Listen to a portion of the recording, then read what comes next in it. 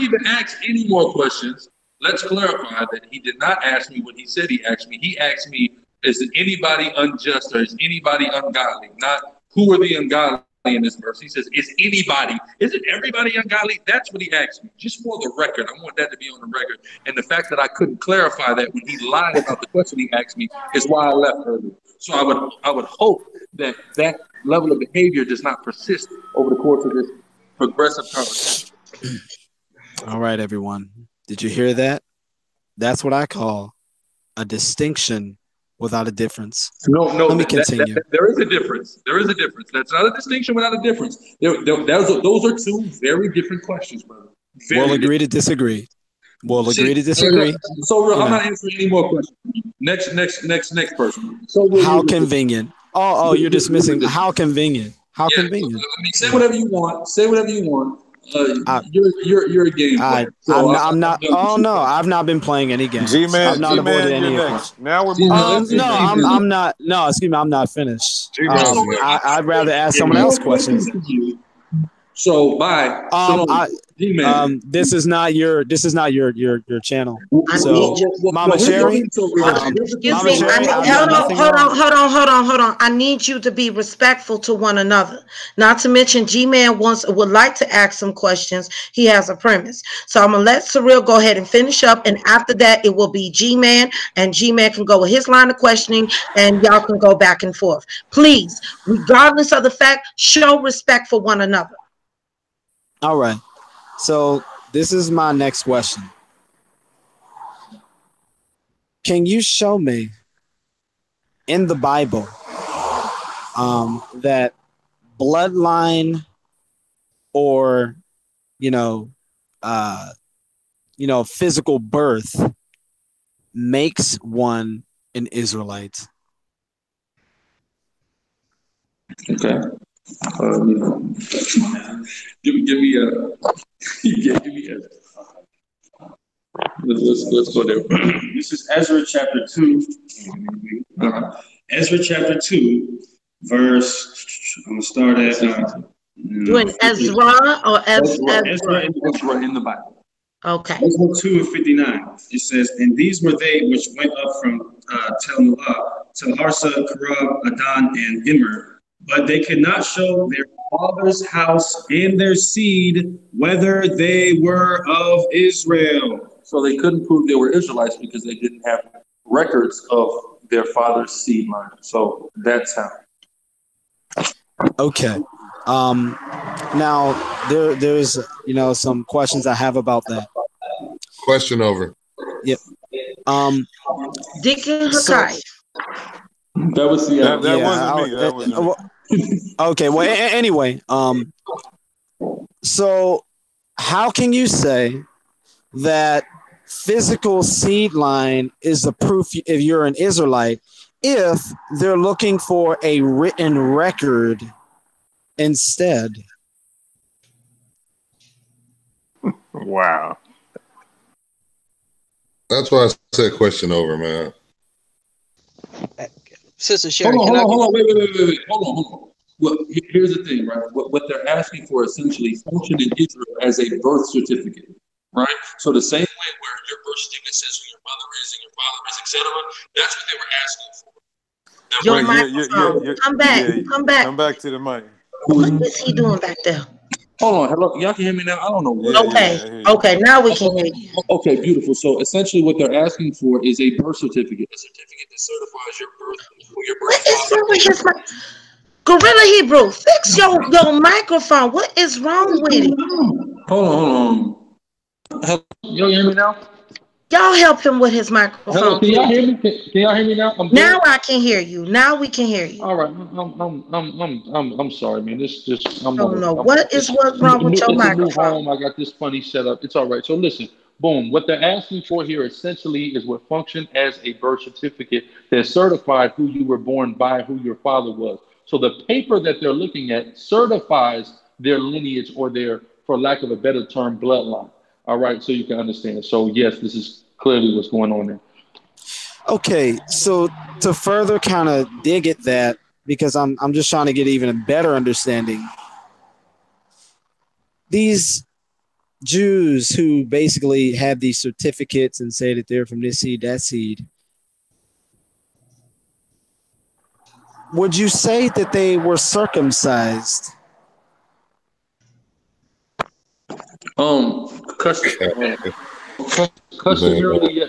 Customarily, yes, they would be.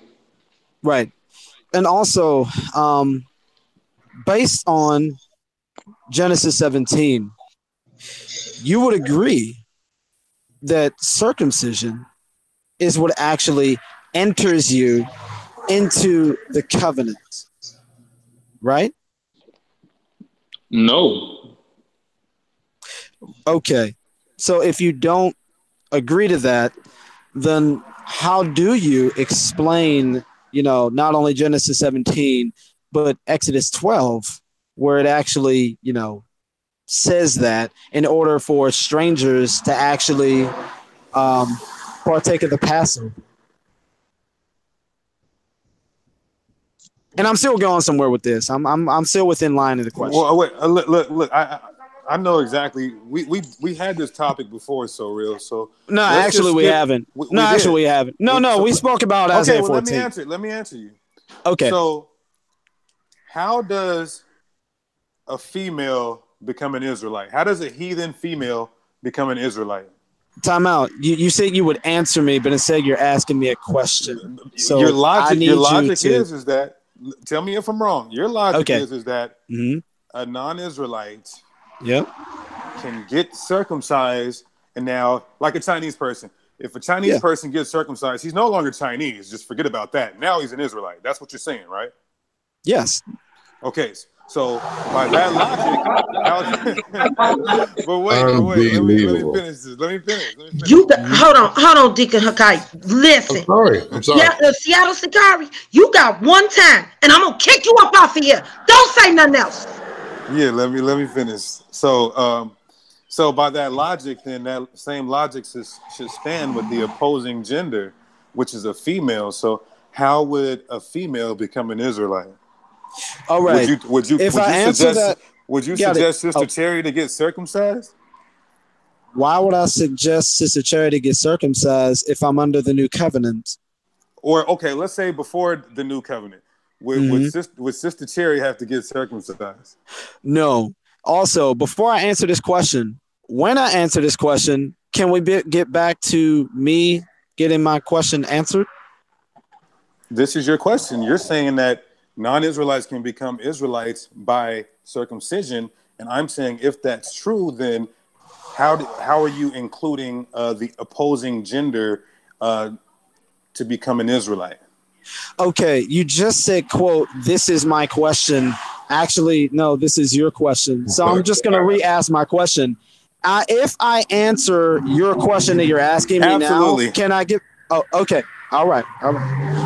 So, in the Bible, it only speaks about, what men can do to go ahead and enter the covenant. The only other places that you find women kind of entering, to be a Jewess or things like that are two places. One, and I believe Deuteronomy chapter 5, where there are Israelite men who do go to war. And when they go ahead and see a non-Israelite woman, they would go ahead and take that woman, shave her head, cut her fingernails, and let her weep for 30 days. And then after that, God says that Israelite man can go ahead and enter that woman, and that woman will become your wife, right? Marriage itself is a covenant. We also have, Jabez and Ruth and things like that. Now, another way is, what was the second way? Oh, you mentioned Ruth. Is Ruth called an Israelite or a Moabite in the Bible? Well, I've heard of that argument back and forth, and after my meticulous digging, I'm still sticking with the fact that she actually was a Moabite. But anyway, I'm asking what does the Bible call her, because she already had an Israelite husband. So according to your narrative and your belief, then that means she would be an Israelite, but the Bible doesn't call her Israelite. The Bible calls her a Moabite. Right. Well, that's the thing that's something that we kind of have a disagreement on. So I'll just go ahead and leave that out because I don't want to get into that. But basically, you see what I'm saying? Okay, yeah. What? Huh? Anyway, yeah. So basically, that's the way I would definitely say. You have that one ritual that's there, and then you also have the ritual of marriage. That's the reason why in, I believe, Acts 16, you actually see that Timothy's father was a Greek and his mother was a Jewess. And so that would be the biblical answer that I would give you. That's the best that I can do. But notice that bloodline was not a part of that equation.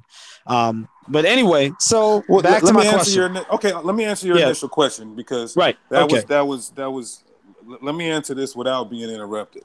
Okay. For one, I think that was a horrible job. And what you're saying is you're excluding women. How chauvinistic is that? You're excluding women from the covenant of Israel, according to your understanding. Now, secondly, you mentioned that if a man gets circumcised, he leaves his name. Have you ever heard of Uriah the Hittite? Yes, I've heard of Uriah the Hittite. Before you continue, I just want to let you know that I've never said, nor do I believe that, women are excluded from the covenant, which is the reason why I gave my answer. Okay, well, I thought you said that, but okay, that's fine. I've never said that, and nor do I believe it. Let the audience take what they want. So that's right, exactly. The heathens, the non-Israelites that lived amongst Israel in the land, they were still called by their non-Israelite names. They weren't reckoned in the lineage. They still was called like again, Ruth the Moabite, Uriah the Hittite, and there's many more. So I don't understand how you can say a Gentile can get circumcised and now they're reckoned as an Israelite. What tribe do they go to? Well, it's funny you say that, because there are two scriptures that actually prove exactly that. And I really mean it. You have Esther 8:17, where it says, and many of the enemies of the Jews became Jews for fear of the Jews. And in the Greek Septuagint, which is the Greek version of the Old Testament written in 200 BC, actually makes it more clear by saying, and many of the enemies of the Jews were circumcised and became Jews for fear of the Jews. And then the second scripture is in Isaiah chapter 47. If you look, I believe it's in verses maybe 19 to about 22. It actually says that there were, strangers and things like that. That here, I'll go ahead and pull it up. I know that in the Septuagint version, it makes it even more clear. I'll try to pull it up on my phone here. And let me go ahead while you're trying to find it. Anybody who knows Hebrew. Oh no, I like for you to just say silently, because I'm there. So I'm about to read it right now, and I have it in front of me here. And this is basically the part I'd like to read. Now, this is verse 22. Now, this is talking about what Gentiles are going to be able to do, right? This is what Gentiles are going to do. It says this in verse 22. I'm going to read the KJV version, and then I'm going to read the Septuagint version, which is what Jesus and the apostles quote 99% of the time in the New Testament. It says this. Well, that's dividing it by. Oh man, I'll have fun with that. But anyway, it says dividing it by lottery among yourselves and among the foreigners who live among you and bear children among you. You're to treat them like native-born Israelites. Among you, they too are to be allotted an inheritance with the tribes of Israel. Furthermore, you are to divide the foreigner's inheritance there in the tribe within which he remains, declares the Lord. So when they actually join into Israel, they're going in the specific tribes that's nearest to them. Now, the Greek Septuagint actually reads it like this. Yes, Ezekiel chapter 47. Oh, okay, so that's third temple, right?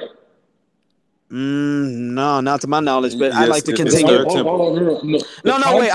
Before you continue. You trust me. You'll say whatever you want as soon as I'm done. As soon as I'm done, you say whatever you want.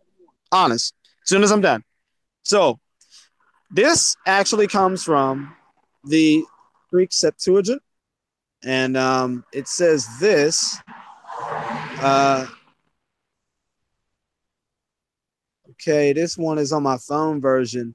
It says this: "You shall cast a lot upon it for yourselves and the proselytes that sojourn in the midst of you, who have begotten children in the midst of you, and they shall be to you as natives among the children of Israel." In other words, the proselytes among the proselytes. That's what it says in verse 23. Check it out. "And they shall be in the tribe of proselytes among the proselytes that are with them." Now, why do I point this out?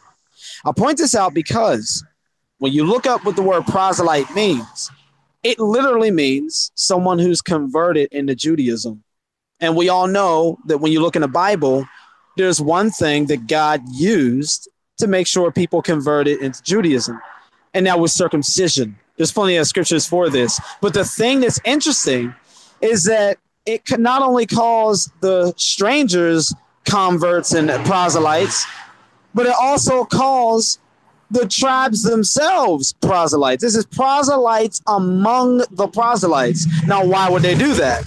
They would do that because of what Exodus 12 says. It says that there was one law that would be for the stranger and for the native born. And what was that law? Circumcision. They had to enter the same way that, someone that was born of Israelite parents had to enter the same way, to be circumcised on the 8th day. Proselytos. And so that is the reason why I clearly see in scripture that that's what makes you an Israelite. In light of this, how can you say that it's birth if this is the way that they're actually talking about themselves? Okay, last point, and then G-Man is next. Okay, great. So ssoreal, did I read you a verse that suggested that somebody's birth made them an Israelite? Well, you tried to, but I asked you, what happened to those people on the 8th day? Okay, ssoreal. Can you read to me right now the verse I read, which is Ezra 2:59, and give me an exegesis as to what that's talking about, please? Sure. Yep. All right, pulled up right now. Let's see. Ezra grabs popcorn. You got one more time. I love it. I don't want to hear from you. Okay, I got it. Let's see. He's lucky I don't go to 2 Chronicles 2:54, where it actually shows Edomites within the Jewish lineage. But anyway, we'll just yeah, but they're called Jews. Can you just go ahead and I would love for you. That would be sure. Great for yeah, here it is. Yeah, here it is. Let's see. So we're at Ezra 2:59, and it says this.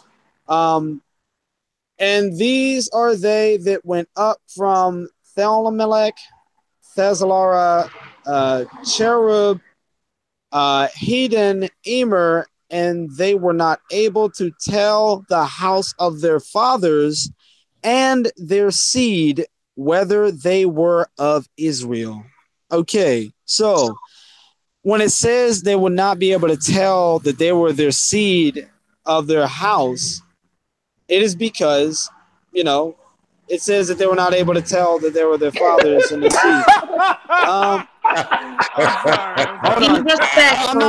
on, I'm not done. Be respectful, please. Hold on, time out. I'm not done. Yeah, so right here, it talks about that they are like a physical seed, but I keep on asking the question. The moment that those people are born, what happens to them on the 8th day? They're circumcised. So real. So the moment that they're born, if that is the case, the 8th day. You said if that is the case, what happens on the 8th day? Born, all right, well, you get what I'm saying. All right, but anyway, let me finish. I like to finish. So the issue is when I put, all of these scriptures together. No. The thing is, verse 59. I am exegeting it.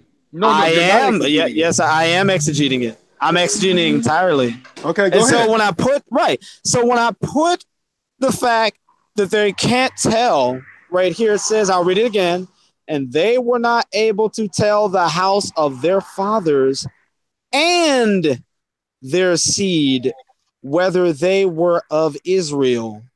All right. And so because they weren't able to do that, they were disqualified. But the thing is, were they not circumcised? If they weren't circumcised, this wouldn't even be a question. That's the issue. Does that verse say anything about circumcision whatsoever?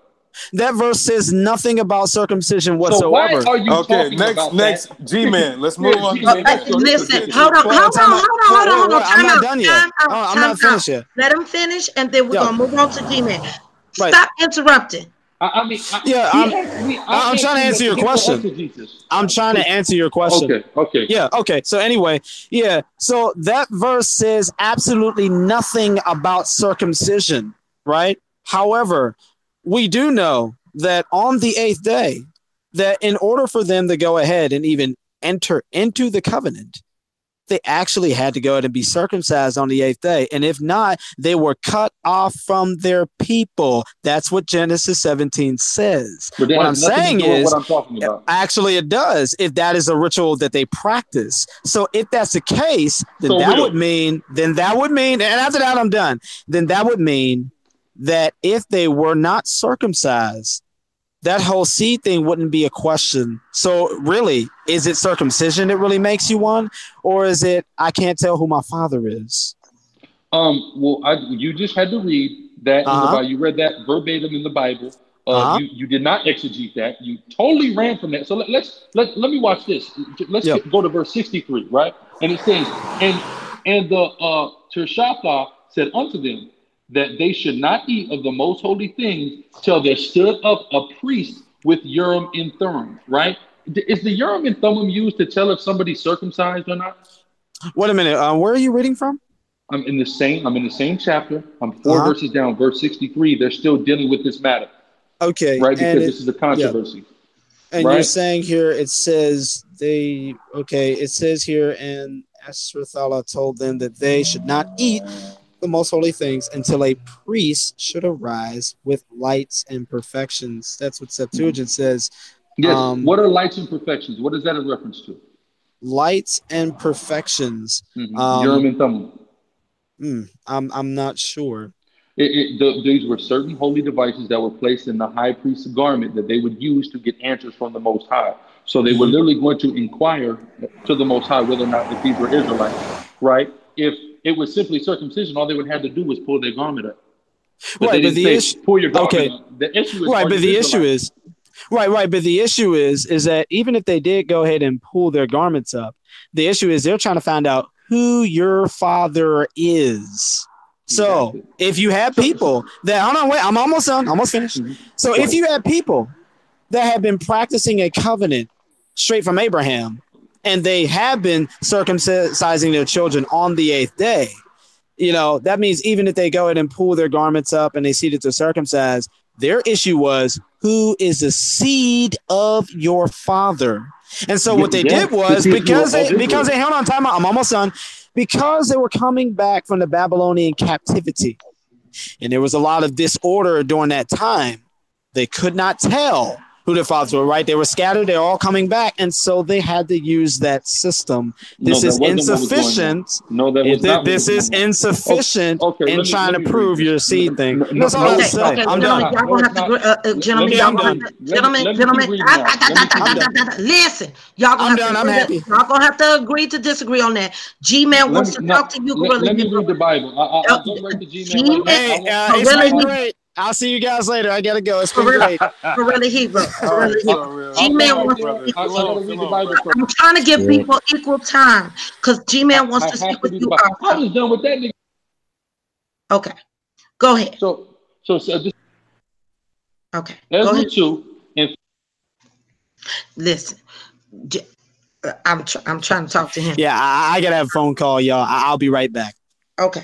Shalom, brother. Shalom, brother. So real. Since You guys always try to disqualify us on being Israelites. Who do you guys say are the Israelites today? Can I go first? Whoever wants to pick up the question first. Okay, I'll go first. The Israelites today are people that are in Israel and people that are all over the world who have been circumcised and keep the old covenant of God. That's who the Israelites are today. Okay, so what tribes? Where are the tribes? There's 12 tribes. 12 ethnic tribes. Where are they at? They're in Israel? That's the thing. After 70 AD, no one knows where the 12 ethnic tribes are. Not only that, but when you look in the Old and New Covenant, the Bible all over, there are actually 5 lists of the 12 tribes, so they're all inconsistent. If you want me to put this up on screen for you right now, I could do that. All you have to do is request it. Oh, no. So again, your answer is that the ethnic Israelites are in Israel today and scattered around the world. Yes, but whatever you mean by ethnic, feel free to clarify. Meaning they came from the loins of Jacob, who was later surnamed to Israel.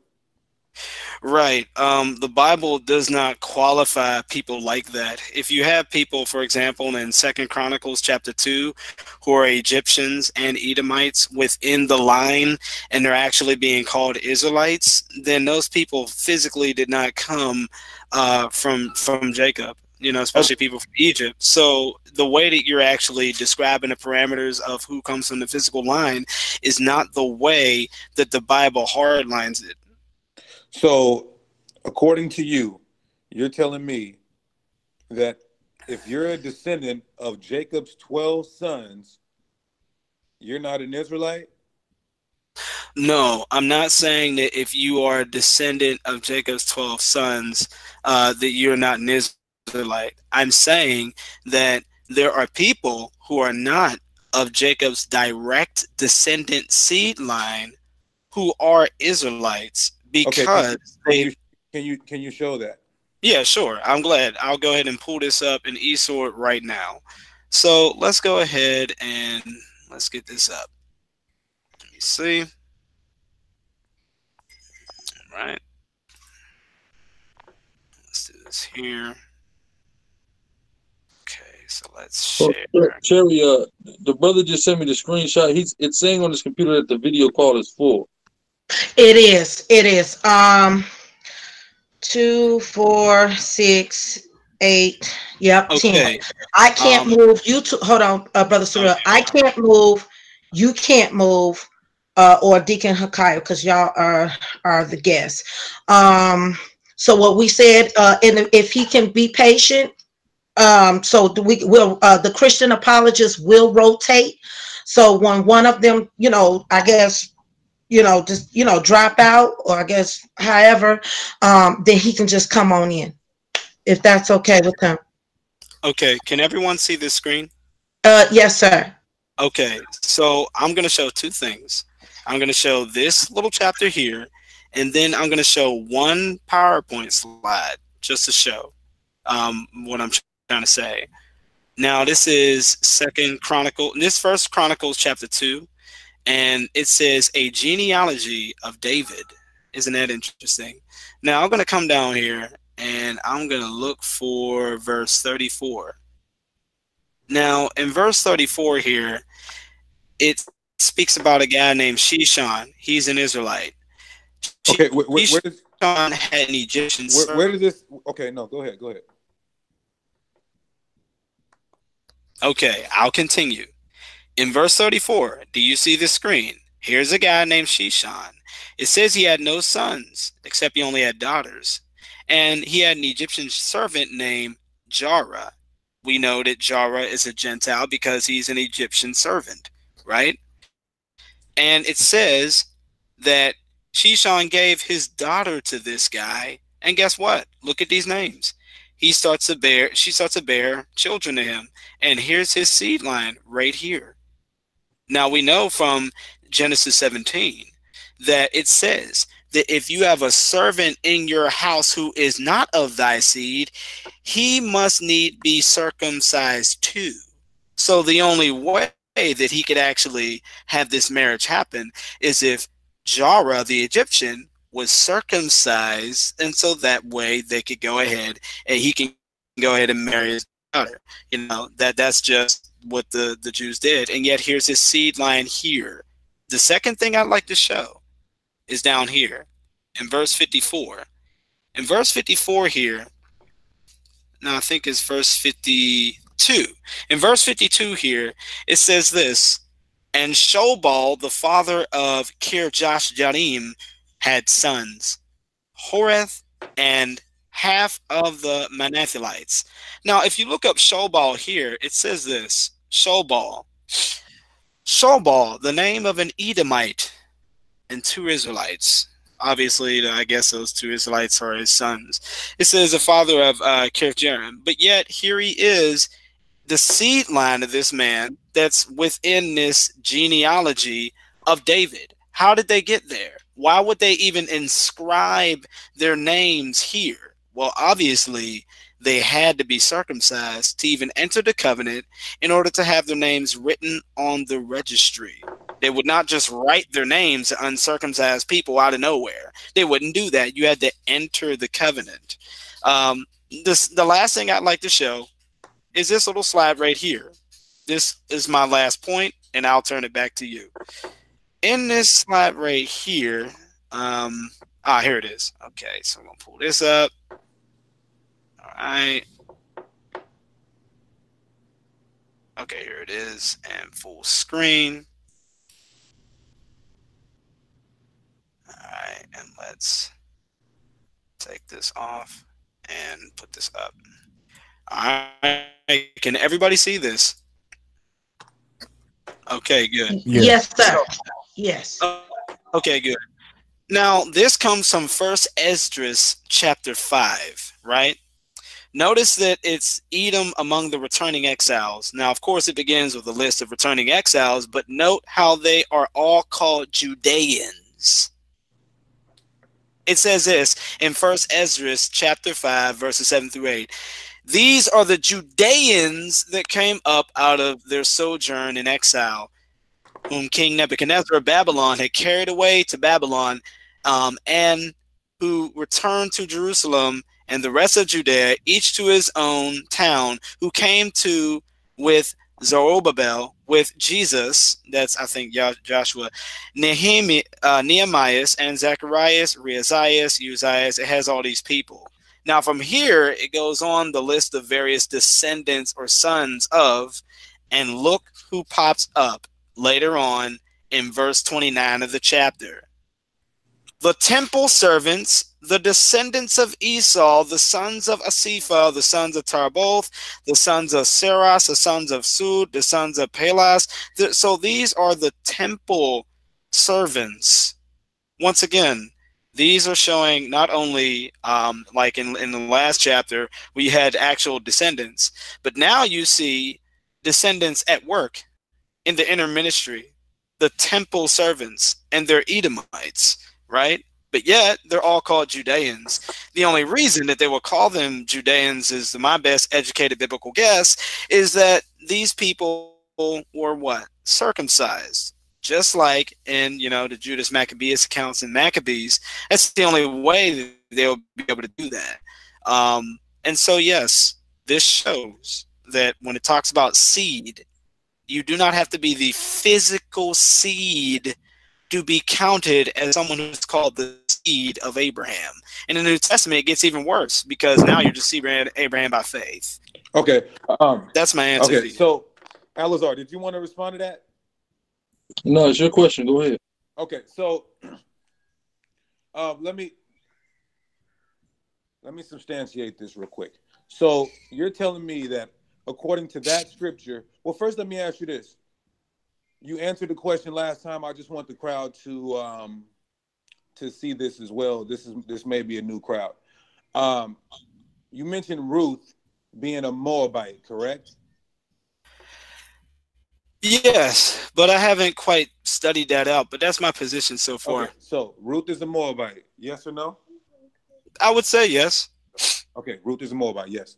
So can a heathen ever end up in an Israelite genealogy?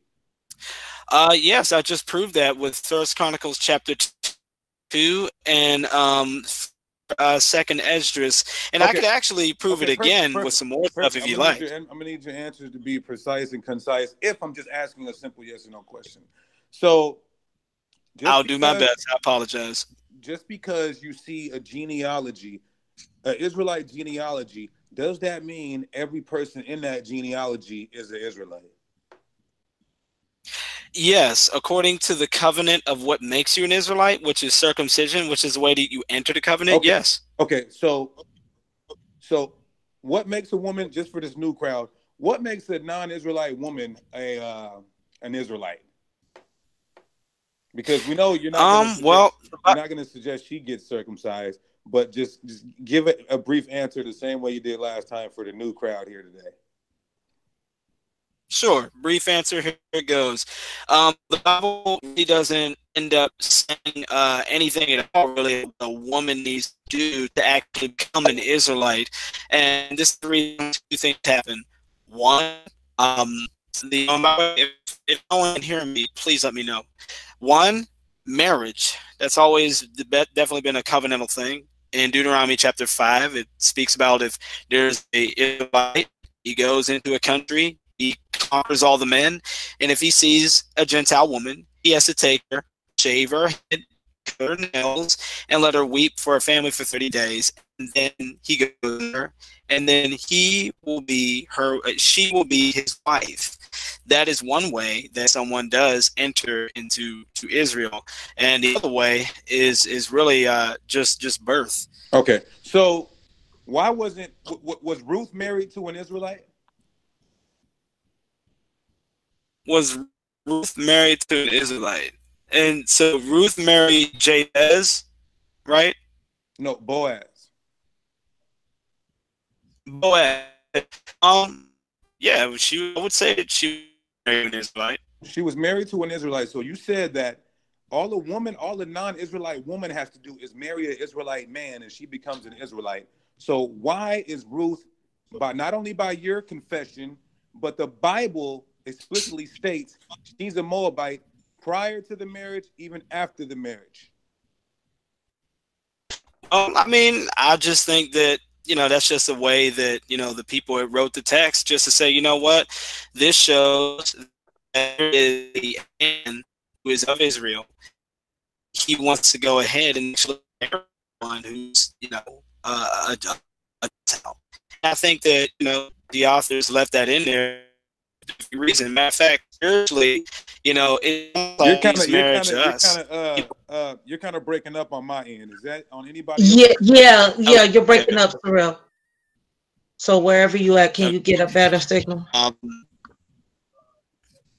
Let's see. Can you hear me now?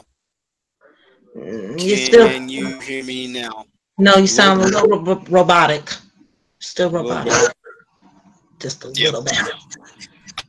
Can you hear me now? So you're saying that the Bible is the authors of the text are just writing that in there just because, but we clearly see that not only is the author of the text mentioning her as a Moabite, the account that he's giving, the people in that time are actually calling her a Moabite. So I think it would be plain as day and plain as clear that just because a woman marries an Israelite man, it doesn't make her an Israelite. And we see three more. I just want to point out three more cases where men living amongst us weren't reckoned as Israelites. This is Doeg the Edomite, the chiefest of the herdmen that belonged to Saul. He was reckoned as an Edomite. We see Uriah the Hittite. He was reckoned as a Hittite. We see, another point. We see King Solomon. So the 1,000 women that King Solomon, he had 700 wives. So you mean to tell me all them 700 wives he had, they became Israelites? Okay, so I can actually make it even more complicated, really. Maybe we can figure this out together. For one, Boag and all the rest of guys, those guys were enlisted in armies. They were never enlisted in genealogies. Two, we could just go to Timothy's parents. His father was a Greek. You're still kind of breaking up, bro. Okay, can you hear me now? You hear me now? A little better. So go ahead. Test 1, 2. Okay. Also, I think it's more complicated. Figure this out together. New Testament, we can look at. You are still super choppy. I hate to interrupt you, but you are still super choppy. Wherever you are at, you need to get away from there. Like move your position or something, because it is really bad. Because people in the chat are saying that you're really choppy. Yeah. Can you hear me now? Yes. Okay. To make a story short, we can make this more complicated. Maybe you could help me here. In the New Testament, Timothy is called a. I'm not going to be able to. I'm not going to be able to do this until ssoreal gets somewhere where we could actually hear him. Yeah, because you are still pretty choppy. Well, I'll use my phone. Let me real quick. Yeah. Just I want to respond to something because he had laid something out. So I want to show y'all something here, and because he quoted First Ezra, right? So I want to. This is the verse he quoted in First Ezra where it says Esau, right? So here we have a note, right? It's the F. It tells us the name of that person, Zek, right? Then it tells us Asipha, right? Harufa, right? So it's giving us the names that it says elsewhere in the Bible because we know that First Ezra is actually just a recount of Ezra and Nehemiah. So if we go here to the book of that it's actually coming from in the Bible, which is Ezra 2:43, right? It's saying the same exact thing, right? It's not calling these people Judeans, though, as he asserted by going earlier in the chapter and then isolating the later verse. It's calling those people the Nethinims. So let's see what the Bible says, what the Hebrew is for the Nethinims, or what a Nethinim is, right? A Nethinim, a temple slave, all right? A temple servant or temple slave. So that's what this is talking about. It's somebody who was in the state of servitude, not somebody who's being reckoned amongst the Judeans. So that was a huge reach that the brother just did. But go ahead, Deacon. Okay, guys, I'm on my headphones. So can I be heard clearly now? Yeah, we hear you. So I posed a question before I move on to the genealogy issue. I posed the question: if by your logic, all Solomon's wives became. Oh, sorry. Hold on. What? Is it possible if you could repeat that? Guerilla Hebrew. Okay. Wait, Haitian Cutie, you said what? Me repeat something or can you repeat what you just went over? Because Brother ssoreal wasn't in the call, so I wanted him to hear what you were saying. Okay. Rebuttal, he can. Okay, real quick. So just going into what ssoreal, what you showed in your presentation and your assertion that those people were being called Jews. So this is First Ezra 1:29, right? So it says the service of the temple, the sons of Esau, right? So this here it gives us the notation of what it's talking about because we know First Ezra is just a repeat of Ezra and Nehemiah. So we go to the verse here in Ezra in the Bible, Ezra 2:43, right? The Nethinims, that's what it calls them, the Nethinims. So it's not calling them Judeans, it's calling them Nethinims. So let's see what a Nethinim is. Temple slaves assigned to the Levites and priests. So it's not calling them Israelites, it's calling them Nethinims who were slaves in slavery to the Levites. So that was a nice try, but go ahead, D. Okay, cool. So before I get back into my genealogy thing, I wanted to ask something about, because the whole thing is I don't want us to get off track. The whole point is who are the ethnic Israelites? So we're going to get into some prophecies to see who fit the description as far as prophecies go. And then we got into, what determines if one's an Israelite? The brother asserts that a man getting circumcised becomes an Israelite. And a woman marrying an Israelite man, a non-Israelite woman who marries an Israelite man becomes an Israelite. And so now the question is, did all those women Solomon marry become Israelites, or were they reckoned as Israelites in the text? Because all we have is the text, and that supersedes our logic here. So go ahead, ssoreal. Got it. Yeah. Just to let you know, this actually gets even. And by the way, if I'm not able to be heard, just let me know. But yeah, this gets even more complicated, and maybe we can figure this out together. Timothy's mother was a Jewess, and yet she was married to a Greek. And so she's still called a Jewess despite not being married to an Israelite man.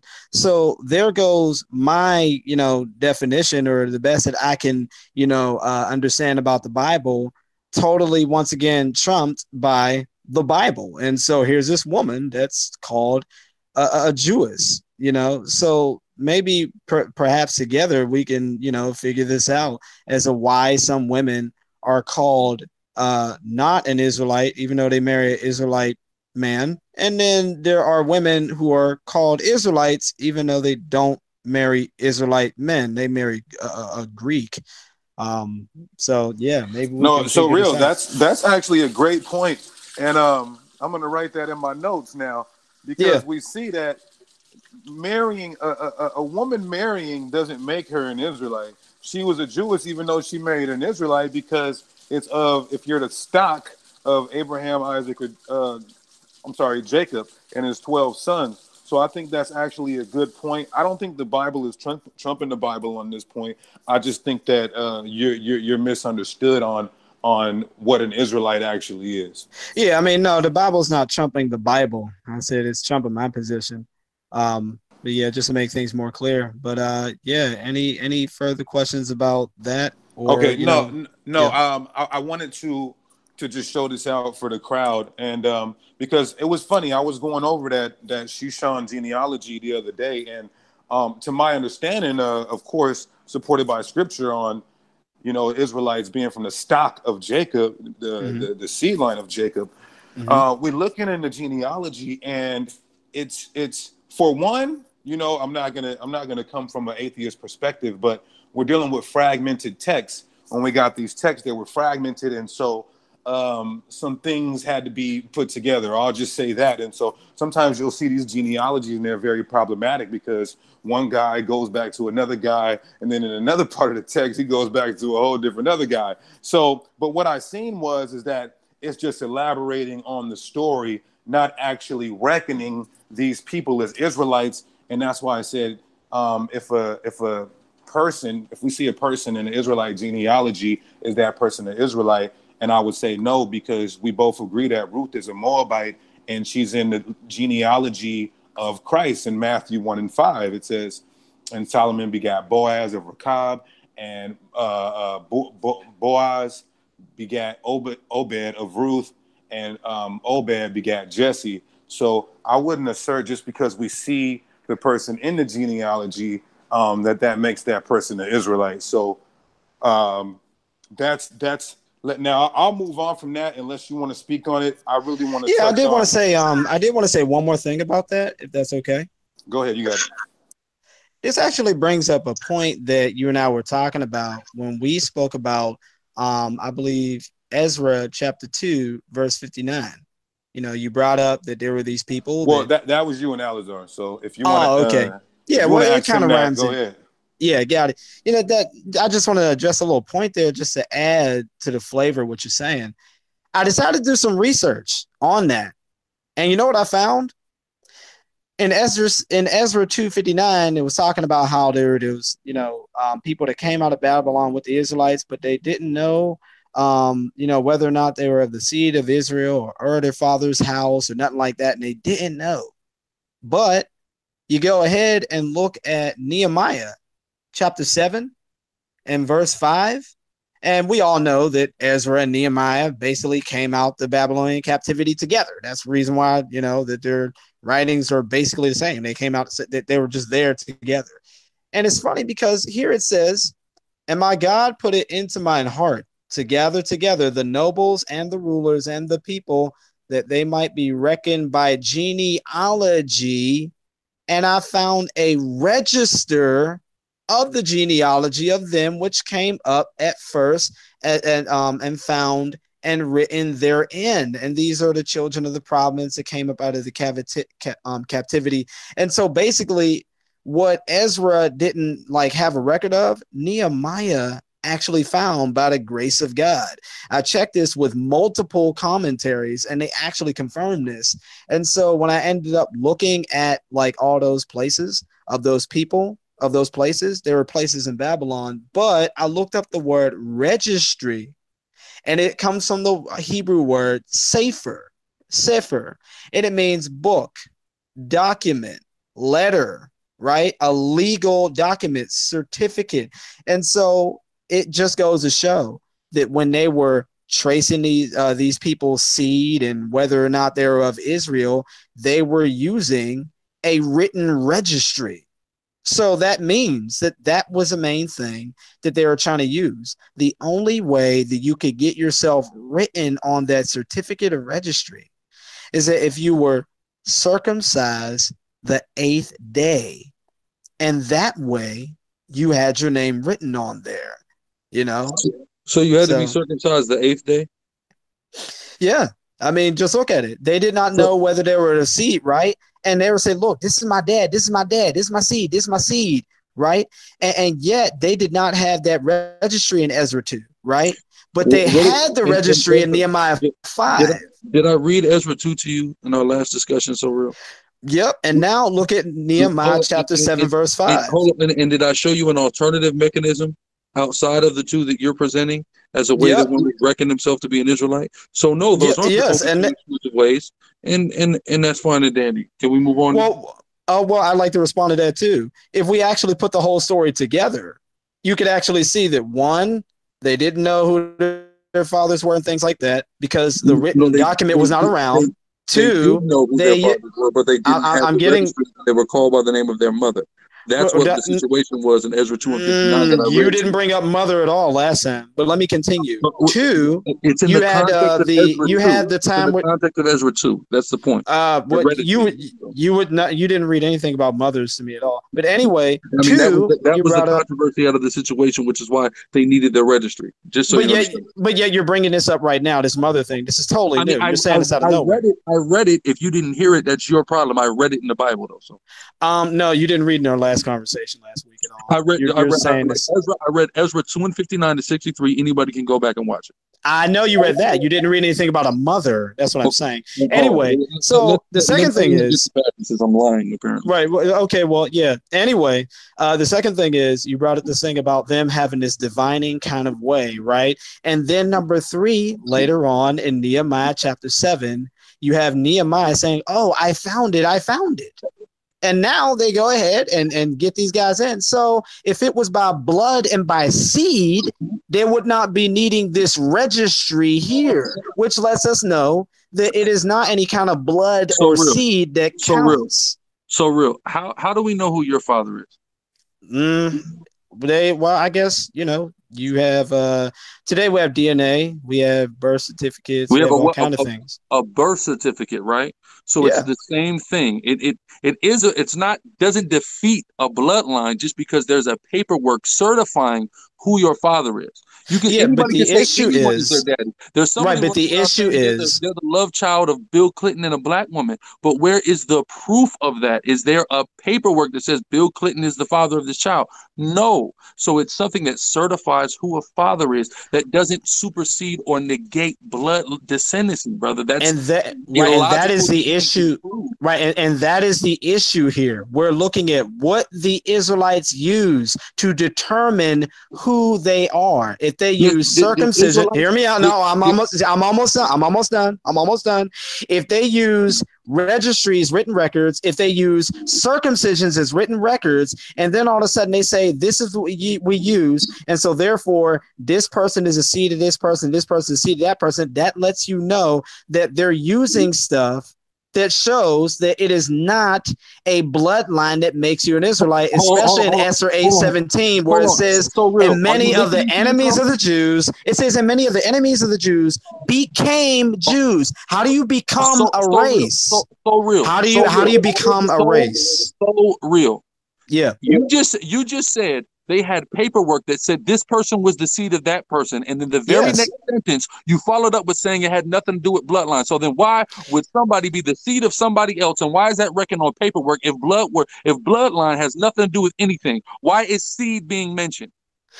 Seed is being mentioned because they're just saying that this person comes from this person, but it does not make them an Israelite. That's why I keep telling you. Okay, one more thing.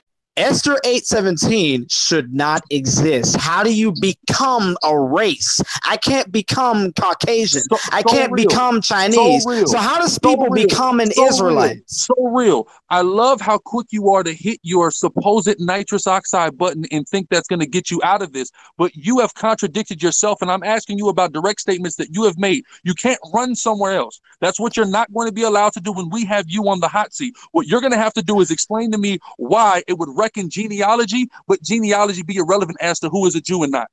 This is the funnest tactic. Excuse me. Okay, let me respond to that. This is the funnest tactic I've ever seen. I literally, whether you agree to it or not, gave you not only a direct answer, but then I gave you a scriptural reference that proves that Israelites were never a race to begin with. And for you to repeat yourself and say that I've never answered the question is a tactic. I'm done. It's a tactic for me to ask you a direct thing about what you said that contradicted your very point, and you not answer it. That's a tactic. Go ahead, Deacon. Okay, so real. What is the Hebrew word for Jew? The Hebrew word for Jew, I believe, is Yehuda. I think it means one who praises God. Yehuda, right? Okay. Okay, so real. I want you to do me a favor. Hold on, Deacon Kaya. Hold on. Guerilla Hebrew, unmute for a second. Yes, ma'am. Are you mirroring my channel now? Yeah. Why you didn't tell me that? I didn't know I had to tell you. You told me last time I could do whatever I wanted with it. Last time. You supposed to ask me. My fault. Do I got permission? Boy, you already doing it now, ain't you? I mean, I can turn it off if you want. If you wanted to, that's why I'm asking now about do I have permission. I didn't know I had to ask every time. So there's people on your side watching on your channel as well as my channel, correct? Yeah, there's just a chat going on. I'm not doing anything extra. It's just a minute. All right. Okay. Next time we engage. Shut up, Deacon Kaya. I don't want to talk to you. I want to talk to Guerilla Hebrew. You so messy. Guerilla Hebrew. Now, if you're gonna mirror my channel, just let me know next time. Apologies. Thank you, man. All right. Go ahead. Continue. Okay. So real. Can you give me the Strong's for the Strong's number for Jew in the Hebrew? Yeah, I thought so. Yeah, I could look it up right now. You're probably gonna get no problem. You're probably gonna get excited when it says like a descendant of Judah and things like that. No, that's not where I'm going. Just walk with me. I'm looking it up and let's see. We got Judah. Is it this right here? Not Judah, brother. Jew. Oh, Jew. Yeah, okay. All right, Jew. Let's see. All right, I'm going to go here. I'm sorry. And by the way, I'm doing this on my phone instead of my computer. No sweat. You're good. You're good. Yeah. Hey, real quick, Guerilla Hebrew, can you unblock us from your panel, please? I would really appreciate it. No, absolutely not. You must have said something disrespectful.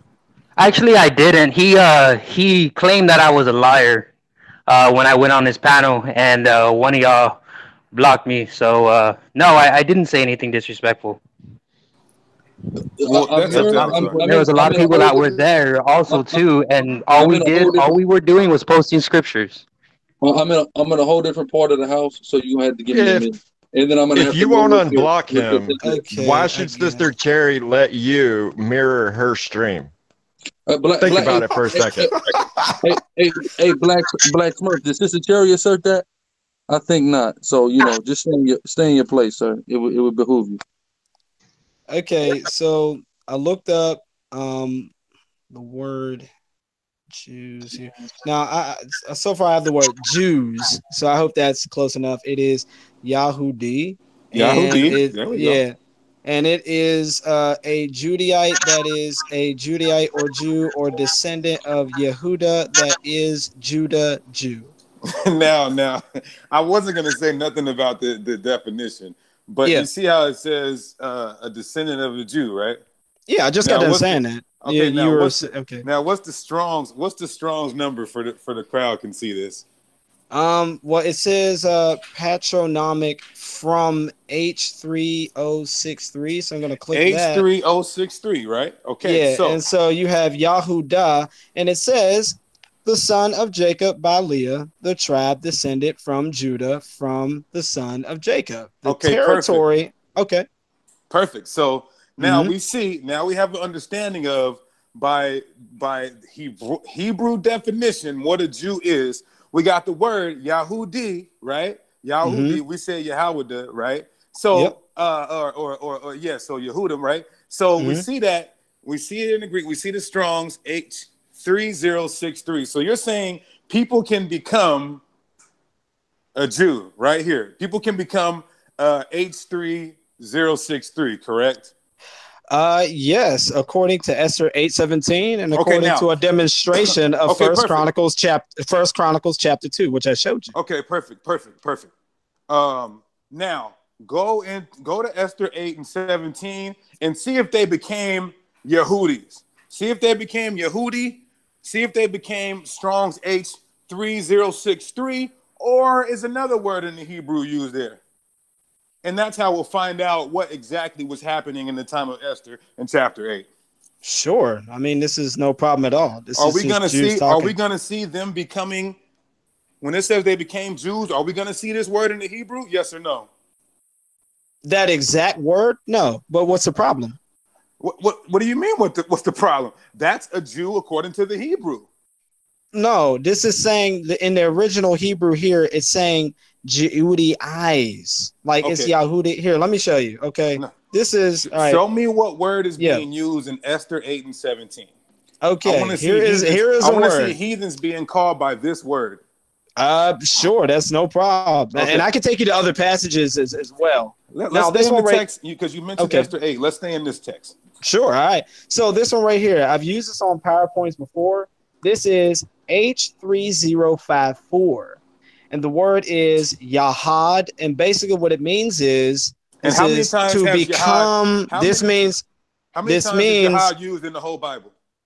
I'm not sure yet, but I'm trying to answer your question first. One time, ssoreal. That word is only used one time, and it's in Esther 8:17. It's not saying they became Yehudim or Yehudi. It's saying that they got Judaized, meaning they had to follow our law, statutes, and commandments. That's all it means. It didn't mean they stopped being Moabites. I didn't actually get to read this. I'm going to read the definition here, like you asked me. You read now, it literally. Okay. Okay. Good. Very good. Now, right. Okay. Good. Okay. So good. So it says here, right?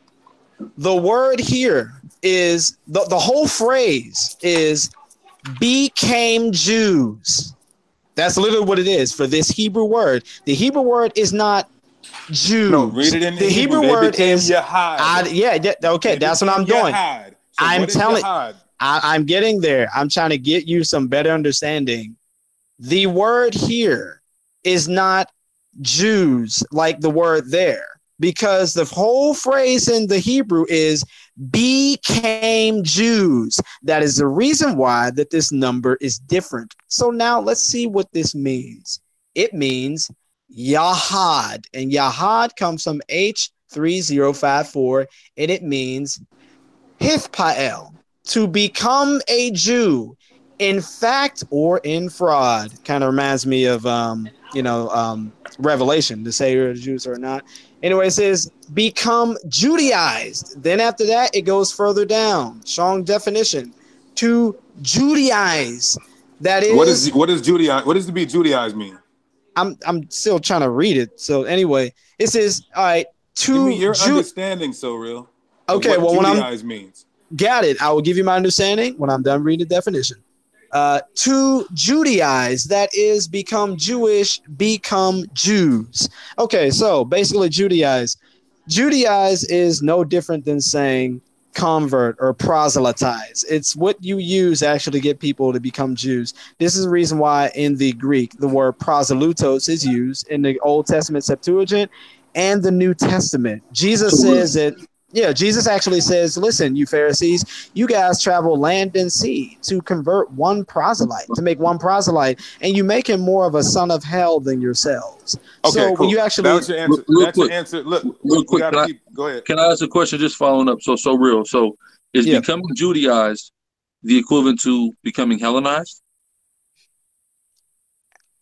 Oh, no. Nope. Like, can't say that. No. Allow me to explain here. Okay. Yeah, allow me explain. So here Great it is. Point. This really is a number. Point. Yeah, it actually really is. So let me get into this. So we have this phrase here that you are acknowledging that exists. Become Jews, right? I've already said before that I, as an African man, cannot become Norwegian unless it's some type of faith or religion, right? Like Judaism, right? Which shows that the Jews were never a race to begin with. And so you have this word, Judaize. That's a Hebrew. The Greek equivalent is proselytos, right? And I've showed you in Ezekiel 47. So you have these people that are becoming Jews. Now, if you go to Exodus chapter 12, it literally says, these strangers here that have come up with you, they can't partake the Passover unless they're circumcised. Then they can come near and keep it, and they will be as one born in the land. In other words, they will be Jews. And look, it said born in the land. And guess what? When they were born in the land, what did they have to do the 8th day? Circumcision.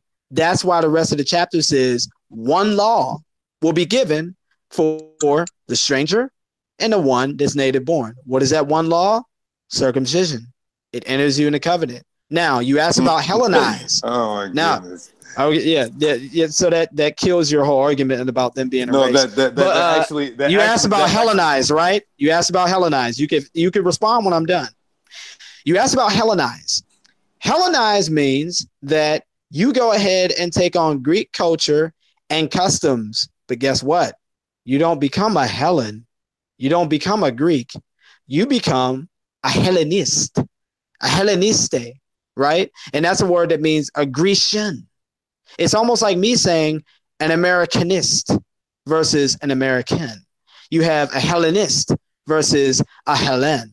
And so there it is. You know, you would have to find somewhere where Jews are actually becoming Greeks, which would mean that the Greeks weren't a race either. But of course, we know that they are. So that's the reason why it literally says in a lot of lexicons, it says, you know, these are people who took on cultures and customs of the Greeks. And when you look at it, they actually did it to preserve their own religion. That's what I have to say. Okay, cool. So just for the record, I just want to show everybody what the definition of eyes means, right? It means, his definition of eyes, and it means to follow a specific practice. Follow a specific practice. So that's what it means. So the same way the Jews became Hellenized, the same way other nations become Judaized, meaning they were following the practices and the culture of that other people. It's simply the same exact thing. That's why one's called Hellenized, Greekized, and one's called Judaized. Same thing. This brother said, where do we see Israelites becoming Greeks? Okay, read that. This is 2 Maccabees chapter 6, verse 6. It says, neither was it lawful for a man to keep Sabbath days or ancient feasts, or to profess himself at all to be a Jew. Read on. And in the day of the king's birth, every month, they were brought by bitter constraint to eat of the sacrifices. And when the feast of Bacchus was kept, the Jews were compelled to go in procession to Bacchus carrying ivy. Moreover, there went out a decree to the neighbor cities of the heathen by the suggestion of Ptolemy against the Jews, that they should observe the same fashions and be partakers of their sacrifices. And whoso would not conform themselves to the manners of the Gentiles should be put to death. Go ahead. Then might a man have seen the present misery. Right, so they had to become Greeks. It's what they had to do. They were forced into doing it. So yes, Jews most certainly became Greeks. Give me that. Were you in 6? I have a response to that. We get 6. I'm not done. Hold on. Let him finish, Ssoreal, and then you respond. And then after, and then after that, Guerilla Hebrew. After that, I do have a statement / question, if that's okay with you. Go ahead. Okay, so go ahead and finish. Go ahead. 2 Maccabees 6:6. Neither was it lawful for a man to keep Sabbath days or ancient feasts, or to profess himself at all to be a Jew. Or to profess himself. He wasn't legally allowed to call himself a Jew, to declare himself to be a Jew. So then by default, what was he calling himself? Can you repeat the question? It's not a question. I'm making an emphatic declarative statement. So read it again. Okay. In 2 Maccabees 6. Go ahead. 2 Maccabees 6:6. Neither was it lawful for a man to keep Sabbath days or ancient feasts, or to profess himself at all to be a Jew. Or to profess, you weren't allowed to profess yourself to be a Jew. So what were you going to profess yourself? This is documented in 1 Maccabees 1 and starting at 41. Moreover, King Antiochus wrote to his whole kingdom that all should be one people. What was King Antiochus, a Greek? He said all should be one people. What is that one identity? Being a Greek.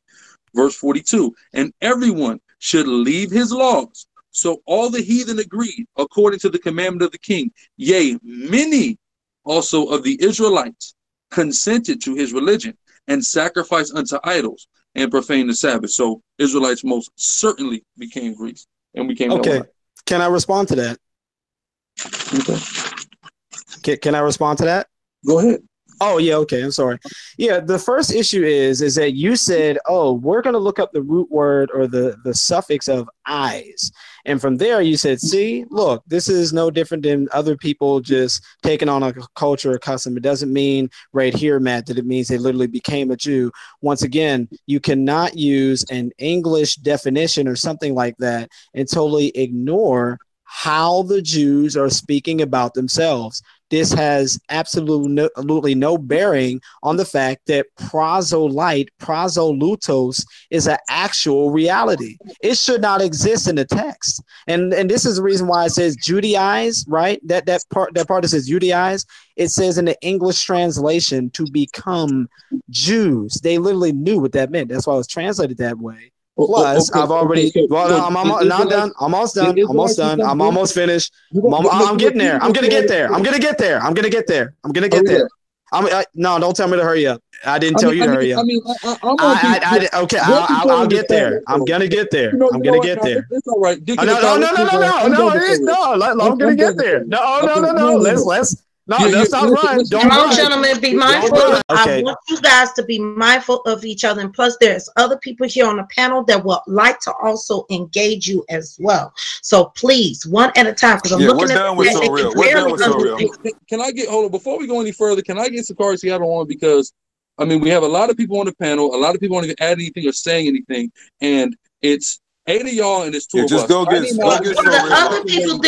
other people didn't get a chance to engage with you. Okay, but it's so real off. We're done with it. It's still 8 of y'all and it's 2 of us. And I like the other brother to at least be able to participate. Him and Deacon are the ones who have been most anxious about participating. How convenient. I guess I'll just have to make a response video then. Peace out, Ssoreal. We just dealt with you for damn near 40 minutes. Shalom, brother. Yep. How convenient. All right. Y'all. Listen. Okay. Did you have any further questions or anything like? No, we need to get Ssoreal off the panel so we can get Sakari Seattle on. We get Sakari Seattle on because he has some questions. Okay. You know what? I give my time to Ssoreal. I'll back out so you can get your boy in. Okay. Peace out, bro. Okay. Appreciate it.